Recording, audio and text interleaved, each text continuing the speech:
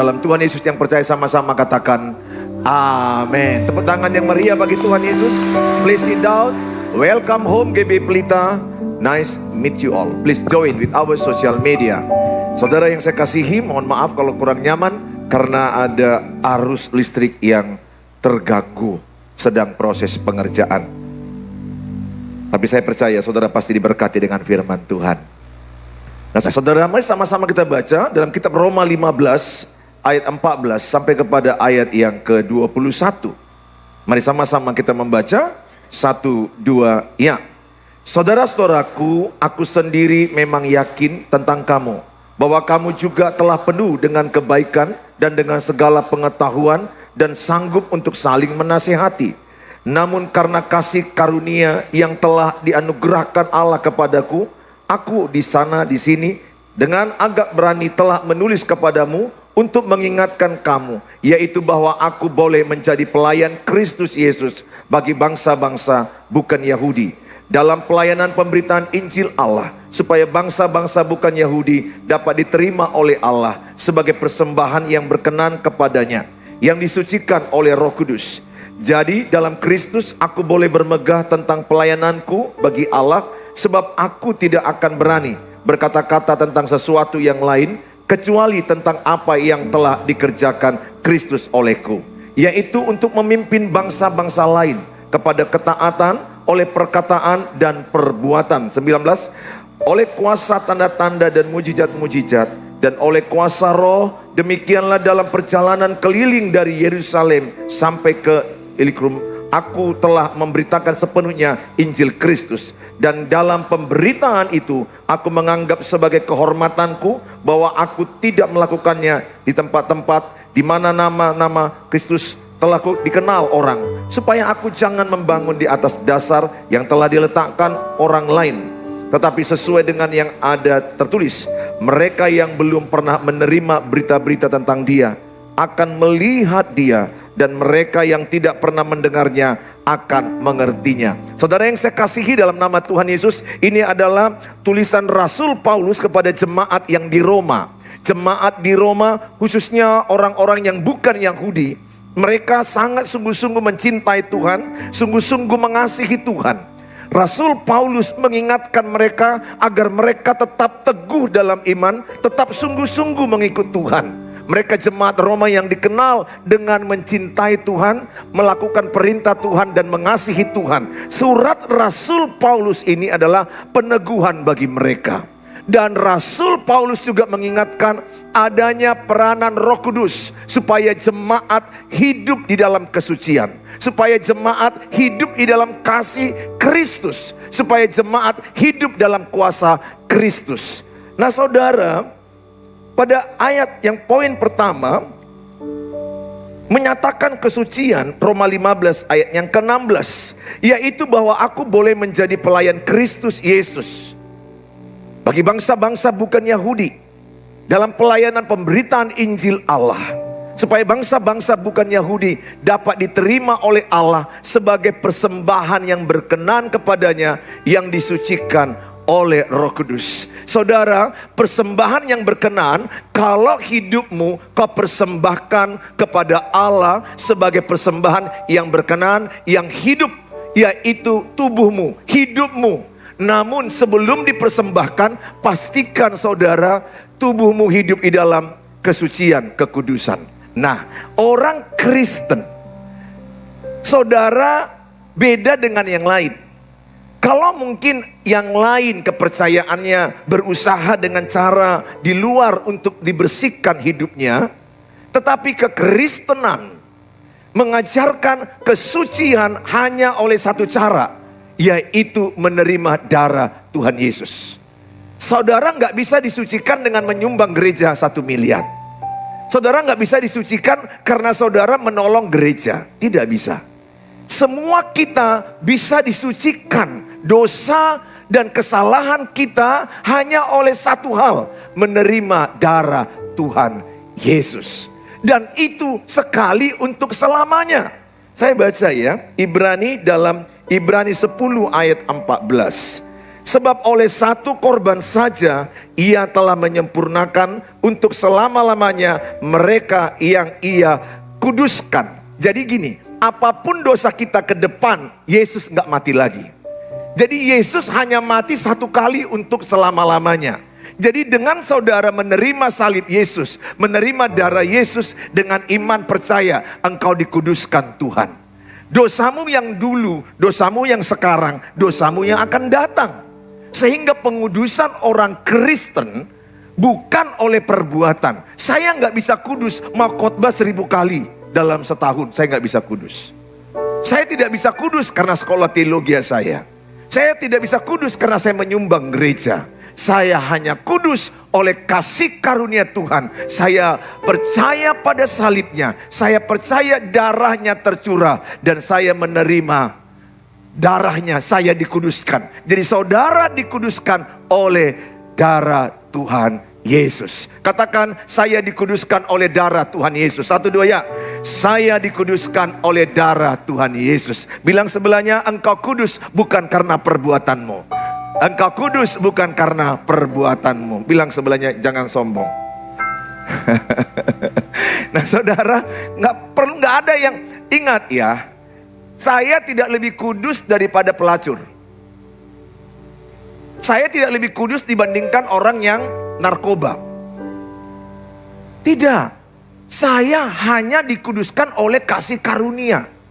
Kalau mereka yang saya sebutkan tadi, mau dia maaf PSK, maaf mungkin dia seorang pengedar narkoba, penjahat, apapun. Kalau dia terima darah Yesus, kami sama-sama kudus. Jadi begini, kekudusanku sebagai pendeta, sebagai imam yang khotbah di sini tidak lebih kudus dibandingkan kalian yang duduk di sini. Sama kita loh. Sama-sama dikuduskan oleh darah Yesus. Jadi nggak usah terlalu mengejar doa pendeta. Bilang sebelahnya, nggak usah terlalu kejar doa pendeta. Bilang sama dia, sama ya dengan pendeta. Jadi engkau dengan pendeta sama. Gak ada dibilang di Alkitab, oh pendeta lebih 10 tingkat lebih suci dari umatnya. Saya baca gak ada. Gak ada. Karena kita disucikan bukan karena sekolah teologi, bukan karena jabatan, bukan karena usaha, bukan karena perbuatan baik. Bahkan engkau datang sekarang ke gereja bukan untuk disucikan. Saudara datang ke gereja adalah untuk mendengar firman, menyembah Allah, untuk hidup di dalam kebenaran firman Tuhan.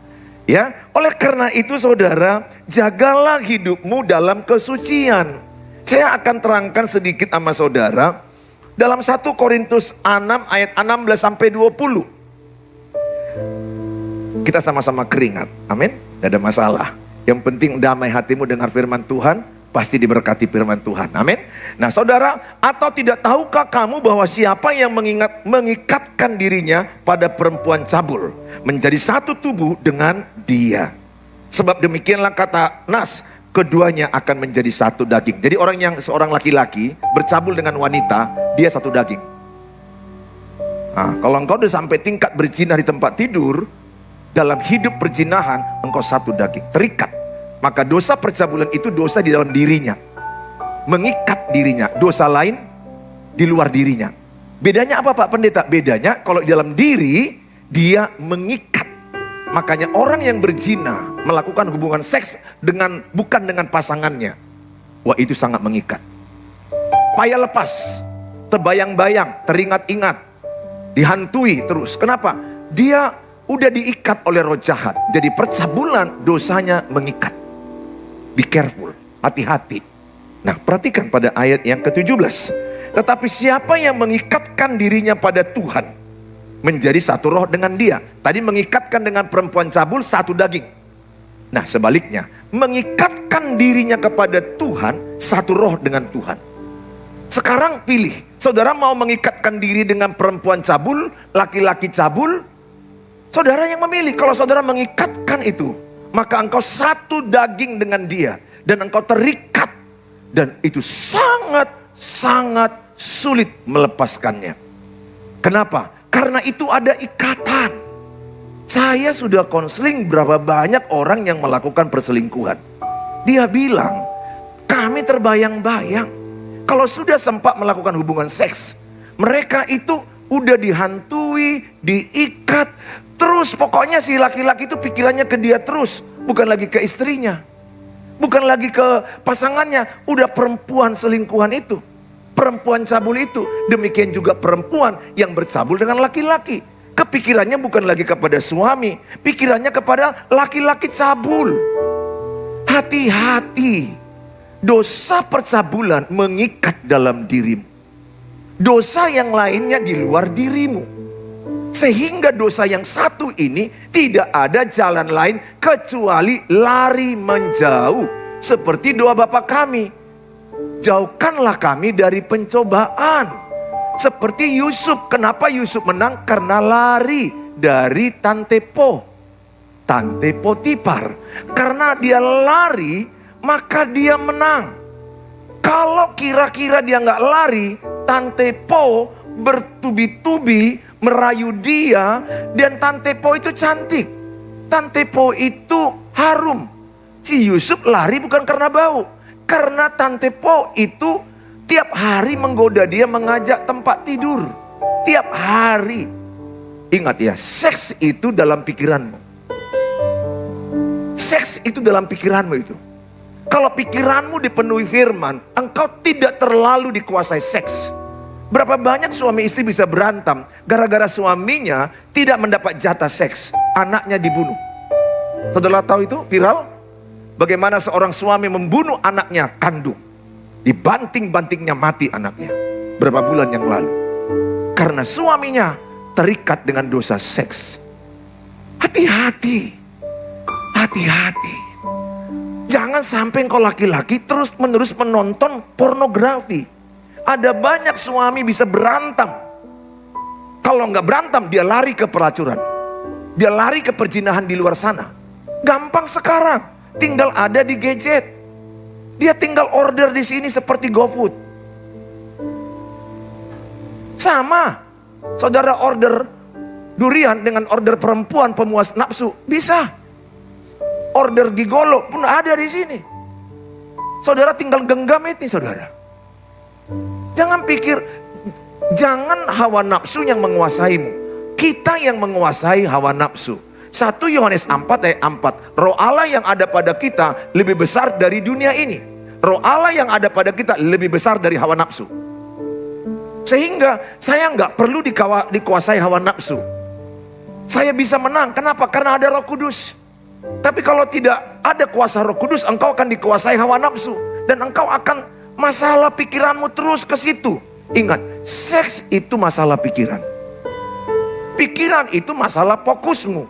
Kalau engkau fokus kepada seks, kau akan terotak seks terus. Terprogram seks terus. Sehingga kalau engkau melihat wanita, engkau pun penuh melihatnya dengan hawa nafsu. Engkau kena Matius 5:28. Jika engkau melihat wanita serta menginginkannya, engkau telah berzina di dalam hatimu. Jadi kalau seorang laki-laki melihat wanita, engkau menginginkannya, engkau birahi, engkau bernafsu, engkau membayangkan, engkau menginginkan dia, itu berzina. Ayo laki-laki, pegang matamu sekarang. Ayo semua yang punya mata, kecuali nggak punya mata ya. Untuk yang laki-laki aja dulu. Ayo yang merasa jenis kelamin laki-laki, pegang matanya. Pegang matanya. Katakan sama-sama, semua pegang. Ayo. Dalam nama Tuhan Yesus, mataku ini bertobat. Mataku ini diurapi. Aku tidak mau melihat wanita berlama-lama. Kecuali istri dan anakku. Mamaku juga bolehlah. Amin. Ingat. Jadi kalau engkau laki-laki melihat wanita, nggak boleh lebih dari 1 detik lama kali. Dulu aku bilang 3 detik. Rupanya 3 detik pun bisa dinikmati. Jadi kalau kau lihat wanita, 1 langsung pindah, 2 langsung pindah, langsung pindah. Jangan kalau kau lihat 1, maka langsung kau 1, 2, 3, 4, 5, 6, 7, 8. Itu adalah SKJ. Nah saudara, akibatnya maka engkau kayak Daud. Maka Daud berzina dengan Batseba. Lihat, saking nafsunya Daud, dibunuhnya suami Batseba. Bayangkan. Orang yang dikuasai hawa nafsu bisa membunuh. Di sini pasti ada suami-suami karena istrinya nggak kasih jatah, kau ngamuk-ngamuk. Yang ketawa itu adalah ketahuan.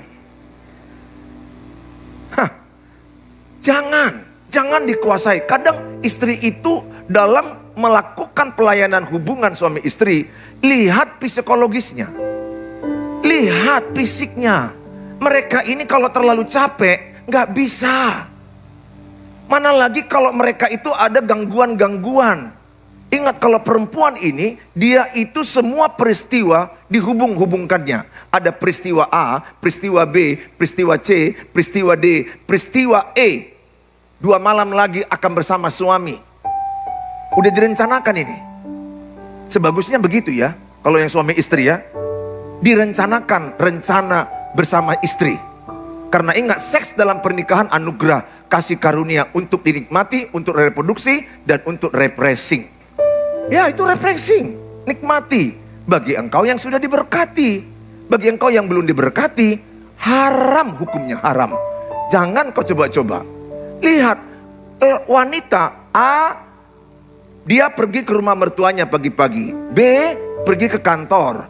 C, ngurus anak. D, dia pergi ke arah pesta.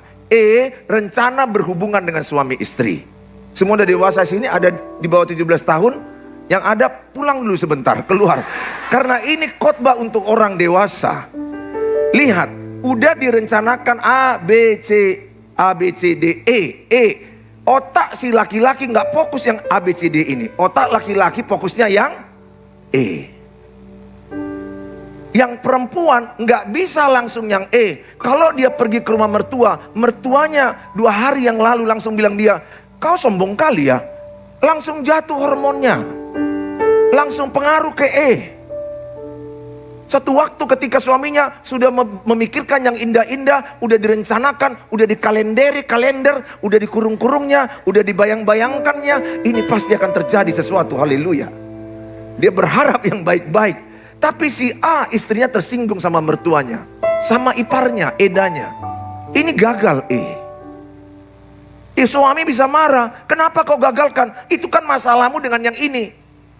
Aku kan fokusnya yang sini, yang ini ya bagian kita. Aku kan gak terlibat A, aku gak terlibat B, aku gak terlibat C, aku gak terlibat D. Ingat, wanita perasaannya menghubung-hubungkan semua peristiwa. Kalian suka menghubung-hubungkan yang gak perlu dihubungkan. Gak perlu, kan ada soal sebab akibat. Ada hubungan atau tidak? Kalian selalu A jawabnya, karena selalu ada hubungan. Kalau kami B, kadang-kadang ya ini kan hubungan dengan mertua, nggak ada hubungan dengan E. Kita kan merencanakan yang E. Ini kan hubungan mama di kantor. Kau kan dengan keatasanmu, kan bukan dengan kita. Aku apa salahku? Kenapa engkau harus membatalkan semuanya? Laki-laki nggak boleh egois. Ingat, seorang perempuan untuk yang namanya melakukan satu hubungan seks dengan suaminya, dia perlu yang namanya psikologisnya. Psikologisnya sangat mempengaruhi hormonnya, perasaannya. Yang kedua, fisiknya. Kalau dia terlalu capek mengurus anak-anak, dari pagi udah ngepel, anaknya nangis di sana, mana anak 3 yang ada tergantung-gantung di TV, ada yang pergi kemana, turun kau, pergi kemana, capek kali, waduh, capek sekali. Suami pulang kantor pikirannya, jumpa istri. Istrinya udah capek, dia akan bilang, aku gak kuat, capek. Kenapa? Karena dia menghubungkan cerita itu. Suami yang gak paham ini, kau akan emosi. Tapi kalau kau udah dengar khotbah ini, kau tidak emosi lagi. Sehingga kau mengasihi istrimu sebagaimana adanya. Kau mengasihi psikologisnya, kau memperbaiki psikologisnya, dan memperbaiki fisiknya bagaimana dia jangan capek. Saudara, saya terangkan ini karena ayat yang ke-18, jauhkanlah dirimu dari percabulan. Setiap dosa lain yang dilakukan manusia terjadi di luar dirinya. Tetapi orang yang melakukan percabulan berdosa terhadap dirinya sendiri. Hati-hati, bilang sebelahnya, jauhi percabulan. Bilang dia, jangan sentuh aku. Karena ada kulihat mau ke gereja ke sini, masih anak muda dengan masih anak gadis, mau ke gerejanya, kulihat. Aku yakin belum menikah karena sangat muda belia, tapi tangannya mau ke gereja gini-gini. Udah kayak Udah kayak punya mereka lah dunia ini kulihat. Oh Tuhan, pasti aku yakin korslet. Siapa yang paling korslet? Laki-laki. Laki-laki itu lemah di sentuhan.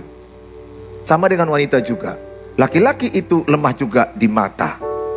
Ya, kalau engkau nanti udah menikah anakku, tetap jaga penampilanmu supaya suamimu tetap selera kepadamu. Jangan sampai dia lebih selera Indomie daripada kepadamu. Jangan sampai dia bilang gak ada selera aku lagi sama kau. Baunya bau minyak jelantah, bajumu adalah baju yang koyak-koyak di sana. Mana lagi engkau udah janjian, tapi kau pakai. Mana lagi suami udah datang semangat-semangat dari kantor ingin memelukmu, tapi kau udah pakai salompas di sini, salompas ini. Apa maumu? Kan aku udah janjian loh, Mak. Iya, aku sakit kepala, tahu kau. Lihat ini kejidat ini Itu suaminya bisa lari kemana-mana. Istri, tubuhmu bukan tubuhmu lagi, milik suamimu. Suami, tubuhmu bukan tubuhmu lagi, milik istrimu. Engkau tidak boleh egois. Sekali lagi, ini khotbah 17 tahun ke atas. Yang di bawah 17 tahun, dengar-dengarlah. Karena ini kau mendekati ke sana juga nanti. Paling tidak engkau mengerti. Jauhi percabulan. Ya, wanita, jaga telingamu. Wanita lemah di telinga, dirayu-rayu kau, ih cantik kali kau, kayak body gitar. Langsung kau kayak bebek jalan itu, betul. Benar loh, aku jarang-jarang lihat kau secantik ini. Langsung lehermu gak ada angin, gerak-gerak sendiri tuh gini. Masa iya, masa. Betul, itulah wanita. Kebutuhan wanita dipuji, diperhatikan, disayangi, dihormati, didengar. Dengar suami-suami. Kalau engkau ingin bersama dia lebih bahagia, suka mendengar dia, suka memuji dia, suka memperhatikan dia, sayangi dia. Jangan sakiti, jangan bentak. Suami yang mengasihi istrinya tidak pernah high tone. Kecuali kalau karena ada kebakaran, kemalingan, gempa bumi, bolehlah. Gak mungkin kan sudah gempa bumi, kau bilang, "Ma, gempa bumi loh." Baru istrinya bilang, masa iya? Lihatlah, itu kan udah goyang-goyang semua. Coba kita amat-amati. Semua mati serumah itu. Boleh kalau dalam keadaan darurat. Tapi kalau yang baik aja lah, "Mama ini ya lambat kali bawa makanan." Jangan. Maka kau tidak dapat jatah 3 bulan.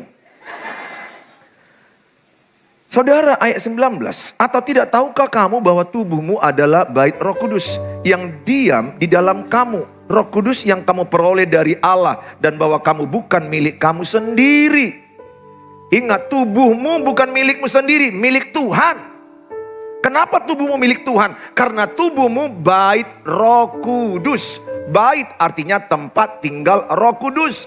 Jadi gereja bukan gedung, gereja bukan merek. Gereja itu kita. Eklesia, orang-orang yang dipanggil dari gelap kepada terangnya adalah gereja. Eklesia. Engkau adalah gereja. Kita adalah gereja. Sama-sama katakan, tubuhku bait Roh Kudus. 1, 2 ya. Tubuhku bait Roh Kudus. Katakan sungguh-sungguh, ku jaga kekudusannya. Amin. Ya, yang wanita-wanita hati-hati kau. Kalau engkau udah punya suami, ada laki-laki yang suka memuji-muji kau berlebih-lebihan, jangan kau senang. Itu awal perselingkuhan. Jangan, ketika ada laki-laki yang terlalu memujimu, kau cantik, kau bagus sekali, harum kali, cantik sekali. Langsung bilang, "Hai setan, dalam nama Yesus, keluar." Sebelum engkau lebih jatuh lagi. Jaga telingamu. Saya amat-amati kenapa seorang istri bisa selingkuh. Karena mendengar puji-pujian dari orang lain. Jangan curhat dengan yang bukan pasanganmu. Saudara yang saya kasihi, ayat 20 dikatakan, sebab kamu telah dibeli dan harganya telah lunas dibayar. Karena itu muliakanlah Allah dengan tubuhmu. Katakan, ku muliakan Allah dengan tubuhku. 1, 2, 3. Ku muliakan Allah dengan tubuhku. Jadi dengar anak gadis, engkau pacaran, jangan suka pegangan tangan. Jangan. Karena pegangan tangan awal di tempat tidur. Tidak ada hanya mau pegangan tangan. Semua laki-laki yang sudah pegang tangan perempuan, pasti sudah berpikir ke tempat tidur. Laki-laki lebih cepat masalah kebutuhan seks. Wanita lebih lambat. Laki-laki itu bensin. Wanita itu solar. Pemanasannya lebih lama. Laki-laki kapanpun siap sedia. Itulah laki-laki. Makanya saya katakan jangan. Kalau udah terbiasa kau pegangan tangan, itu akan lama-lama kau dicium. Dan lama-lama tempat tidur. Dia nggak mau hanya batas bibirmu. Dia mau tempat tidur. Be careful. Pak Pendeta, kami udah terlanjur sampai tempat tidur. Kami terlanjur hubungan seks. Kasih karunia Allah mengampunimu. Pulanglah dan jangan lakukan lagi. Ingat, kalau itu kau bawa ke pernikahan, pernikahanmu rawan perceraian. Pernikahanmu rawan perselingkuhan. Pernikahanmu rawan kehancuran dalam pernikahan. Ingat anak-anak gadis, anak muda, pacaran kudus. Katakan, aku mau pacaran kudus. Semua anak muda, anak gadis, 1, 2, 3. Aku mau pacaran kudus. Yang di atas juga belum kudengar suaranya. Ada aku di situ, di atas itu. Yang di belakang juga katakan, aku mau pacaran kudus. 1, 2, 3. Aku mau pacaran kudus. Supaya pernikahanmu kudus. Jaga pacaran kudus. Bilang sebelah kiri kanannya, tos dulu. Pacaran kudus yuk. Amin. Saya mau saudara pacaran kudus. Orang bilang kolot, kuno, perhatikan. Engkau akan lebih better, stronger dibandingkan mereka yang hidup dengan perzinahan, menikah. Kau saksikan sendiri, perbedaannya jauh. Mereka berantem terus, perselingkuhan, ngamuk-ngamuk terus, dan divorce, bercerai. Tapi engkau nampak orang mungkin kuno, kulot, tapi engkau tetap bertahan. Berapa banyak di sini yang mau menjaga tubuhnya untuk memuliakan nama Tuhan? Amin. Oh, jaga cara pakaianmu, jaga cara berbusanamu. Kalau tubuhmu rumah Tuhan, layakkan rumah Tuhan itu kudus. Sehingga bagian-bagian sensitif jaga. Jangan terlalu mudah sehingga kau pakainya roknya pendek, baju pendek. Jangan. Saya pikir saudara sudah lebih paham yang saya maksudkan. Ya, jaga dirimu. Apalagi kalau engkau punya pacar. Itu laki-laki, itu matanya itu melihatmu dan langsung pikirannya aneh-aneh. Apalagi kalau pakaianmu sensasional. Mengundang stimulasi aurat atau hormon seks laki-laki itu lebih cepat. Be careful, hati-hati. Jangan bilang, Pak Pendeta kami dua di kamar, kami diskusi kelompok kok. Diskusi apa? Kami diskusi tentang pelajaran agama. Jangan. Don't do it. Ingat doa Pak kami. Jauhkanlah kami dari pencobaan. Gak ada yang kuat. Ingatlah aku bilang, Daud aja jatuh. Apalagi kau. Dia nabi, dia raja. Gak ada yang kuat. Dan ingat terlebih laki-laki, kalau sudah mendapatkan jatah seks sebelum menikah, maka dia benci dalam pernikahan. Rugi kau. Yang rugi kau perempuan, anak gadis. Karena dia sudah dapatkan keperawananmu sebelum menikah, maka dia benci kepadamu setelah menikah. Itu yang dilakukan Amnon dan Tamar. Amnon itu cinta kali sama Tamar, tergila-gila. Setelah diperkosa, bencinya bukan main. Jangan mulai dengan hal-hal nafsu. Kalau engkau mulai dengan nafsu, engkau berakhir tragis. Tapi kalau di tengah jalan kau bertobat, diampuni Tuhan, tapi resiko tetap kau hadapi. Persoalan tetap kau hadapi. Tapi jangan takut. Ada kasih karunia Tuhan, baik menolong engkau. Tidak pernah orang berdosa itu dilempari batu oleh Tuhan. Tapi dia katakan, pergilah dan jangan berbuat dosa lagi. Dia berkata kepada orang yang mau lempar dia, perempuan berzina itu dikatakan, siapa yang gak berdosa, lemparlah. Tidak ada. Tuhan pun tidak menghakimi dia, mengampuni dia. Tapi ingat, pengampunan betul, tetapi resiko itu akan ada dialami. Jaga baik-baik, pertahankan. Udahlah, yang lalu biar lalu. Yang kedua, memberikan kuasa dan mencurahkan kasih. Roma pasal 15 ayat 19 dan ayat yang ke-30. Sehingga pencurahan Roh Kudus membuat engkau semakin hidup suci, semakin hidup kudus, semakin engkau meninggalkan hawa nafsu, semakin engkau meninggalkan kedagingan, semakin engkau hidup di dalam kebenaran firman Allah. Oleh kuasa tanda-tanda ayat 19, oleh kuasa tanda-tanda dan mujizat-mujizat dan oleh kuasa roh, demikianlah dalam perjalanan keliling dari Yerusalem sampai ke Ilikrum, aku telah memberitakan kesepenuhnya Injil Kristus. Ayat 30, sama-sama kita baca 30. Tetapi demi Kristus Tuhan kita dan demi kasih roh, aku menasihatkan kamu saudara-saudara untuk bergumul bersama-sama dengan aku dalam doa kepada Allah untuk aku. Ada kata kasih roh, betul? Ayat 30 di sini ya. Ada lihat, jadi orang yang dipenuhi Roh Kudus cirinya hidup dalam kasih, hidup dalam kasih, hidup dalam buah roh. Nah, saudara yang saya kasihi, saya akan menerangkan nama saudara perkataan Yesus sebelum dia naik ke sorga. Dia naik di daerah Betania, daerah Bukit Zaitun bagian timur, 1,5 kilometer dari kota Yerusalem. Ketika Yesus naik ke sorga di awan-awan, perkataan dia adalah Kisah 1 ayat 8. Terimalah Roh Kudus, maka engkau menerima kuasa supaya engkau menjadi saksiku di Yerusalem, Yudea, Samaria, sampai ke ujung-ujung bumi. Sehingga ketika seseorang menerima Roh Kudus, dia menerima kuasa. Katakan kuasa.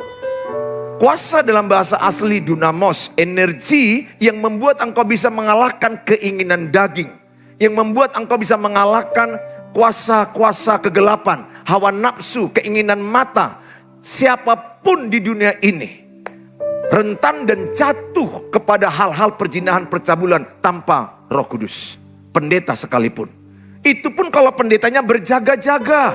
Kalau hamba Tuhannya berjaga-jaga. 1 Petrus 5 ayat 8 dikatakan iblis seperti singa mengaum-ngaum mencari mangsanya. Dan yang paling banyak jatuh di lubang yang sama, perzinahan, percabulan. Rata-rata banyak jatuh di sini. Rata-rata. Siapapun, baik jemaat, baik pendeta, sama-sama jatuh di lubang percabulan, lubang perzinahan. Berjaga-jaga, jaga dirimu. Kalau engkau tidak berjaga-jaga, iblis sudah menunggu engkau untuk engkau ditelan. Apalagi kalau engkau kerja-kerja di hotel. Hati-hati. Jangankan di hotel, di rumah sakit kayak saya aja. Saya udah cek itu ketika operasi. Omongan-omongan antara dokter dan perawat kadang-kadang, ini operasi kan jam 2, jam 3 pagi. Udah ngomong-ngomongnya ke arah seks semua. Saya rata-rata lah, gak semua, tapi saya udah lihat. Aduh, memang udah begitu. Bayangkan, kalau udah ngomongannya masalah seks dan porno, pastilah pikirannya sangat kotor. Dan kalau udah pikirannya begitu, dia berpikir siapa korbannya, siapa objeknya, siapa yang mau dipakainya. Sehingga bisa antara dokter dan perawat bisa melakukannya. Bisa. Jangan bilang gak bisa. Bahkan dengar, temanmu bisa mengambil cowokmu. Saya punya tahu kasus asli di puskesmas. Sahabat baik, pergi dia mengenalkan sahabatnya ke rumahnya. Sering makan, sering tidur. Suaminya dikerjainya. Suaminya dikerjainya. Sampai lahir 2 anak. Dua-duanya temanku. Gak ada yang kebal. Hati-hati. Bahkan dengan orang yang tinggal di rumahmu, hati-hati. Kalau engkau seorang istri, hati-hati siapa laki-laki di rumahmu. Jemaat yang segembalakan udah ada kasus. Dia kerja, istrinya dengan orang lain di tempat itu. Ternyata laki-laki yang tempat itu, walaupun lebih tua si perempuan ini, bisa mengerjai. Dan pergi. Dan ditinggalkan suaminya. Suaminya datang ke saya karena pengerja gereja. Long time ago, 20 tahun yang lalu. Dan nangis-nangis. Temanku pak, temanku, teman kerjaku. Cuma dia tinggal di rumahku. Lebih lama, lebih banyak waktunya dengan istriku. Sahabatnya, istrinya dibawa ke Pekanbaru. Anaknya ada 3 ditinggalkannya. Jadi anakmu kemana? Kupulangkan kampung. Jangan pikir itu hal yang mudah, hati-hati. Demikian juga kalau seorang laki-laki engkau tinggalkan ada anak gadis di rumah itu. Maaf, mungkin dia asisten rumah tangga ART. Hati-hati, itu bisa jatuh dalam dosa itu. Karena mungkin engkau jarang menyediakan makanan ke dia, jarang menyediakan makanan. Sementara ART terus menyediakan makanan, mengasihi dia. Apalagi pak, tambah ya pak. Ingat ya, perempuan itu kalau suaramu agak nada-nada begini, kami hormonnya makin naik, gini begini. Makanya kalau mau membuat suamimu senang, kau harus jangan terlalu tentara kali kau. Dari mana Pak? Aku masih kerja, jam berapa pulang? Itu hormonnya jatuh, hormon suamimu. Kayak interogasi di Kopassus. Tentara. Kalau kau nelpon suamimu, papa di mana? Ada nadanya. Aku masih kerja loh, Ma. Oh ya, jangan lupa pulang. Nah, harus begitu. Mama udah siapkan makanan. Berapi-api dia ingin pulang. Tapi kalau engkau pula menanya dia, udah makan kau? Udah makan? Udah makan? Udah makan? Udah makan kau? Hah? Udah makan kau? Gimana kau makan tadi? Suaminya, ya Tuhan, ini TNI atau apa? Kantor apa? Ini kan berumah tangga, harus ada legatonya. Kayak orang karo kan itu kan? Hujaka. Nah, lali sen kunaku. Nah, mengayun-ngayun. Ya, itu istri-istri ya. Gimana? Papa sudah makan? Nah, gitu dia. Suaminya pasti belum loh, Ma. Seleranya tambah. Bukan hanya selera makanan, memakan pun tambah, saudara. Kenapa? Tapi kalau kau baru masuk dia, dari mana? Lama kali kau pulang. Suaminya menciut seperti ayam betina. Jangan sampai engkau juga bucin. Peristiwa Pet Cat. Ya, dengar. Jangan sampai terjadi engkau jadi budak cinta. Seorang pria di China, seorang ahli gamers, seorang yang hidup dengan kesuksesan yang luar biasa. Uangnya miliar, mencintai seorang anak gadis. Habis uangnya disimpannya ke anak gadis ini semua. Anak gadis ini menikmati makanannya, menikmati uang berlimpah-limpah. Nah, saudara boleh story ini, saya akan sampaikan. Keluarkan senjatamu semua, gak apa-apa boleh story. Karena kita akan nanti yang nyanyi satu lagu yang membuat engkau jangan budak cinta. Nah saudara, apa yang dilakukan oleh seorang peristiwa Pet Cat di China? Maka dia begitu mencintai, dia pergi terbang ke kota Cina, ke kota cewek ini. Dia menghemat-hemat, sampai makannya pun sekali sehari makan mie. Dia sampai kos di kamar yang sederhana. Dia sampai menjaga dirinya. Sampai habis-habisan, uangnya semua diserahkan kepada wanita pujaannya. Sampai waktu dia terbang ke kota di mana ceweknya bisa dijumpainya. Ketika ketemu, ketika jumpa, ketika dinyatakan bagaimana hubungan kita ini. Sementara hanya kenalan sosial media. Mereka berharap si laki-laki ini, inilah kekasih akhirku, ini cinta pertamaku, ini akhirku, inilah yang akan bersamaku. Semua uangnya bermiliar dikasih. Dan si cewek makan dengan enak-enak. Si cowok tersiksa, makanannya gak ada. Yang terjadi apa? Cintanya ditolak. Cintanya ternyata di ghosting, PHP. Si cowok yang begitu sangat menderita itu, dia naik ke atas jembatan di kota China. Dari jembatan itu dia melompatkan dirinya dan mati. Dan sebelum dia meninggal, dia menerangkan cerita bagaimana istilah Pet Cat itu adalah ikon atau simbol daripada permainan game yang dilakukan dia. Saudara, dia mengakhiri hidupnya dengan serius. Hati-hati anak-anakku, kalau engkau seorang wanita, jangan terlalu bucin. Kau kasih makanan, mau wisuda dia kau paling hepot dibandingkan mamanya. Mamanya gak hepot, kau lebih hepot. Lebih repot. Kayak mana bang? Kau ke salon bang? Bajumu kayak mana bang? Apamu? Kau telah seperti obsesif, terlalu mau memiliki dia, mau merangkul dia. Dan si cowok itu biasa-biasa aja. Ternyata bukan kau yang dicintai dia. Dan akhirnya dia memilih orang lain, bukan dirimu. Kau stres. Jangan kau korbankan uangmu berlebih-lebihan kepada pacar yang belum tentu suamimu, belum tentu istrimu. Tapi kalau engkau sudah diberkati, korbankanlah habis-habisan. Saudara, kalau itu betul, bukan hanya hartaku ku kasih sama istriku, nyawaku. Karena Efesus 5 katakan, hai suami, kasihilah istrimu seperti Kristus mengasihi jemaat, rela mati untuk jemaat. Demikianlah suami rela mati untuk istri. Bukan aku bilang itu, Alkitab Efesus 5 ayat 22, 23, 24. Demikian juga istri, hormatilah akan suamimu seperti jemaat menghormati Kristus. Demikianlah si istri menghormati suami. Jadi ingat, seorang suami, calon suamimu sebelum kau iakan, sebelum kalian masuk ke pernikahan, kalau dia bilang, aku cinta kali samamu deh. Pertanyaan, apakah abang rela mati untuk aku? Kalau dia jawabnya begini, putus, selesai. Itu aja selesai. Putus? Enggak. Aku udah tahu. Cukup ya. Udah cukup lah banyak lontong kau makan dari aku ya. Besok kau yang ke lontong ya, oke? Udah ya. Kau udah banyak kali GoFood lah, inilah banyak kali habis aku kau buat apa? Ingat, kalau cowok yang mencintaimu, ketika ditanya, apakah abang rela memberikan nyawa untuk aku? Yes, I love you so much.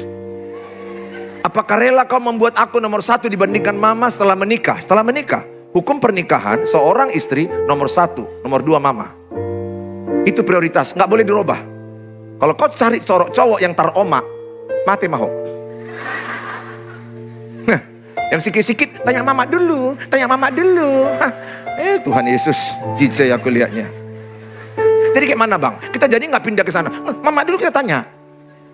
Nanti istrinya bilang, siapa istrimu? Mamamu atau aku? Kan 2 menjadi 1. Dan demikian juga engkau laki-laki. Cari istri yang masa pacaran pun nggak pernah bentak kau. Yang menghormatimu. Tapi Pak Pendeta dia cantik, so sweet. Nice looking. Kau tidak menikah dengan tampangnya. Kau tidak menikah dengan kecantikannya. Kau menikah dengan karakternya. Kau menikah dengan hatinya. Kau menikah dengan tanggung jawabnya. Karena pernikahan itu banyak persoalan. Sehingga dengar anak laki-laki. Kalau kau dapat cewek yang membentakmu, bilang sama dia SP1.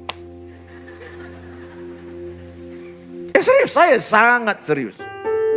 Karena kalau kau dibentak waktu pacaran, aku yakin kau menikah, kau digantungnya.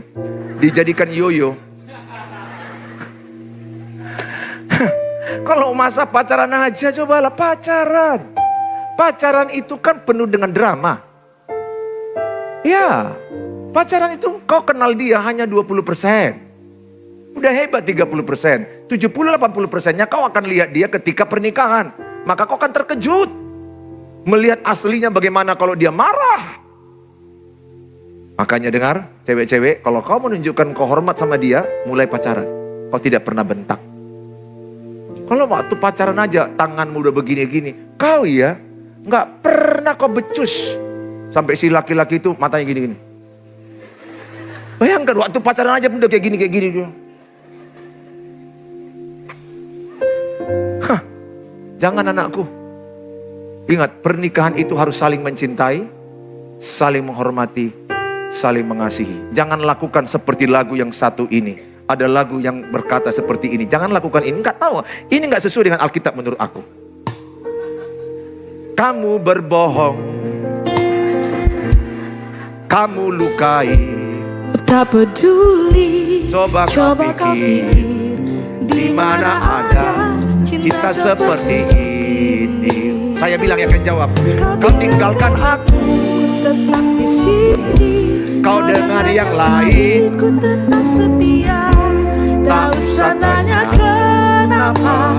Aku cuma punya hati. Saya ulangi ya. Saya aja yang nyanyi. Kalian menjawab nanti. Ini gak perlu kau lakukan lagu bucin ini. Ini contoh yang salah. Jangan lakukan. Kamu berbohong. Aku pun percaya. Kamu lukai. Ku tak peduli. Coba kau pikir. Di mana ada cinta seperti ini. Kau tinggalkan aku. Ku tetap di sini. Kau dengan yang lain. Ku tetap setia. Tak usah tanya kenapa Ku cuma punya hati. Kamu berbohong. Aku pun percaya. Kamu lukai. Ku tak peduli. Coba kau pikir. Di mana ada cinta seperti ini. Kau tinggalkan aku. Ku tetap di sini. Kau dengan yang lain. Ku tetap setia. Tak usah tanya kenapa. cuma punya hati. Jangan kau tepuk tangani, nggak perlu kau tepuk tangani. Aku hanya mau mengatakan lagu ini tidak cocok kau lakukan. Masa dia sudah selingkuh, kau tetap di sini? Dia udah berbohong, tetap kau cinta? No way. Kalau dia sudah berbohong, itu tanda awal perselingkuhan. Pak Pendeta, apa ciri orang yang tidak selingkuh, yang setia? Cirinya selama pacaran tidak pernah berbohong. Tidak mau berbohong. Kedua, WA-nya bebas kau baca. HP-nya tidak ada rahasia. Nggak ada password-passwordan. Kalaupun ada password, kau tahu. Tapi kalau dia bilang, ini pribadi rahasia. Oke, putus, selesai. Jangan anakku ya. Jangan kau lakukan budak cinta seperti itu. Nanti kau mati. Cari yang setia, cari yang takut Tuhan, cari yang bertanggung jawab, cari yang benar-benar sayang samamu, cari pekerja keras. Pak, tambah dong satu, cari yang tampan, yang cantik. Enggak aku masukkan itu. Karena merawat kecantikannya habis hepengmu, habis uang. Carilah yang takut akan Tuhan. Ya puji Tuhan kalau kau dapat yang cantik. Puji Tuhan kalau kau dapat yang ganteng. Tapi harus yang satu ini. Carilah laki-laki atau wanita yang takut akan Tuhan. Sehingga kalau engkau penuh dengan kasih Kristus, engkau akan hidup dalam kasih Kristus. Terimalah kepenuhan Roh Kudus dan engkau hidup dalam buah Roh Kudus. Tepuk tangan bagi Tuhan Yesus.